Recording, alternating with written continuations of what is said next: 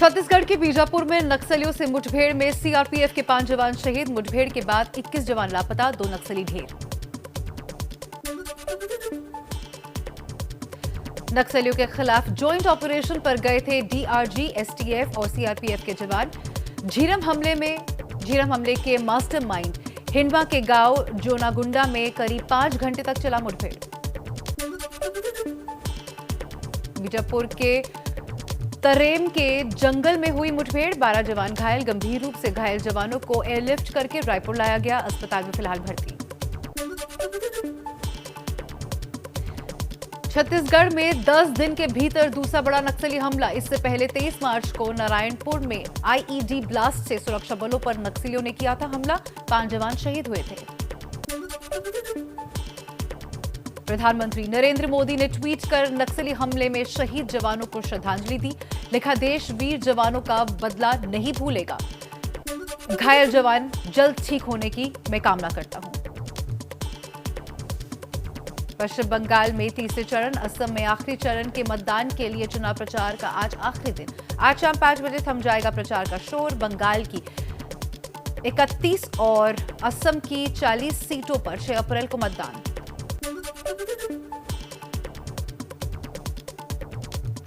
बंगाल में तीसरे चरण के चुनाव प्रचार के आखिरी दिन ममता बनर्जी की ताबड़तोड़ 5 रैलियां। हुगली, हावड़ा, दक्षिण 24 परगना में जनता से करेंगी मुखातिब। टीएमसी सांसद और ममता के भतीजे अभिषेक बनर्जी भी आज दक्षिण 24 परगना में लगाएंगे जोर। 2 रैलियां और 2 रोड शो करेंगे। यूपी के सीएम योगी आदित्यनाथ के बंगाल दौरे का आज दूसरा दिन, 4 जनसभाओं को करेंगे संबोधित। हुगली की रैली में पीएम मोदी ने ममता बनर्जी पर साधा निशाना। बोली, दीदी बंगाल के विकास के सामने दीवार बनकर खड़ी है। 2 मई के बाद सोनार बंगाल बनाने का काम होगा शुरू। दक्षिण 24 परगना में बंगाल के सीएम पर बोले पीएम मोदी, कहा 2 मई को बीजेपी की सरकार बनने के बाद इसी धरती की संतान मुख्यमंत्री बनेगा। बीजेपी पर ममता बनर्जी का पलटवार। बोली, देश ठीक से चला नहीं रही बीजेपी, बंगाल को क्या सोनार बंगाल बनाएगी।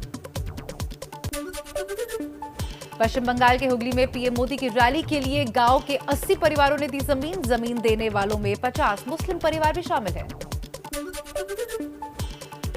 हावड़ा में योगी आदित्यनाथ ने रोड शो किया। बोले, बंगाल में परिवर्तन तय है, बीजेपी की सरकार बनने जा रही है। जनता भ्रष्टाचारी सरकार को बदलेगी। राम जानकी के विरोधी का त्याग जरूरी। असम में चुनाव प्रचार के आखिरी दिन आज गृह मंत्री अमित शाह का धुआंधार प्रचार। 3 रैलियों को करेंगे संबोधित।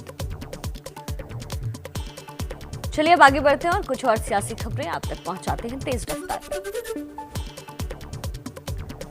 असम में विपक्ष पर पीएम मोदी का हमला। बोले, गलत बातें फैलाई जा रही है, सबके लिए काम करते हैं तो हमें सांप्रदायिक कहते हैं। वोट बैंक के लिए टुकड़े फेंकने वाले को सेक्युलर। इस सेक्युलरिज्म के खेल से देश को बड़ा नुकसान। असम में पीएम मोदी का एआईयूडीएफ पर बड़ा हमला। कहा, राज्य पर कब्जा करने की हो रही है साजिश।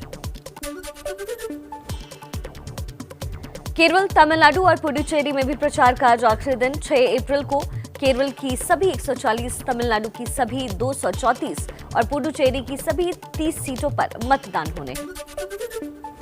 मोदी के बाद तमिलनाडु में अमित शाह का जोरदार प्रचार। कहा, पीएम के नेतृत्व में देश भर में विकास यात्रा। एमजीआर जयललिता के सपनों का तमिलनाडु बनाएंगे।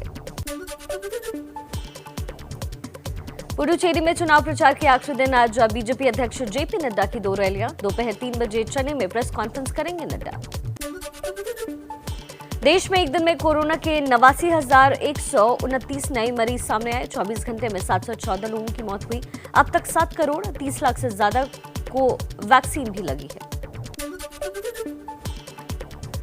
महाराष्ट्र में कोरोना से हालात फिर से होते जा रहे हैं बेकाबू। एक दिन में तकरीबन 50,000 नए केसेस सामने आए। 277 लोगों की अब तक जान गई है। मुंबई में 24 घंटे में 9,000 से ज्यादा मरीज सामने आए। महाराष्ट्र में परीक्षाओं पर कोरोना की मार। पहली से 8वीं क्लास की परीक्षाएं रद्द की गई। बिना एग्जाम के अगली कक्षा में प्रमोट होंगे छात्र। महाराष्ट्र सरकार ने दिए आदेश। ENB अवार्ड्स में एबीपी नेटवर्क की मची धूम। एबीपी न्यूज समेत पूरे नेटवर्क को मिले कुल 32 अवार्ड। ENB अवार्ड्स में एबीपी न्यूज का बजा डंका। बेस्ट न्यूज चैनल का अवार्ड मिला। संपादक सुमित अवस्थी को बेस्ट एंकर का अवार्ड मिला। एबीपी न्यूज के शो घंटी बजाओ को best current affair programme Hindi का गोल्ड अवार्ड। घंटी बजाओ को बेस्ट बिजनेस प्रोग्राम हिंदी चीन का चक्रव्यूह के लिए भी अवार्ड मिला है।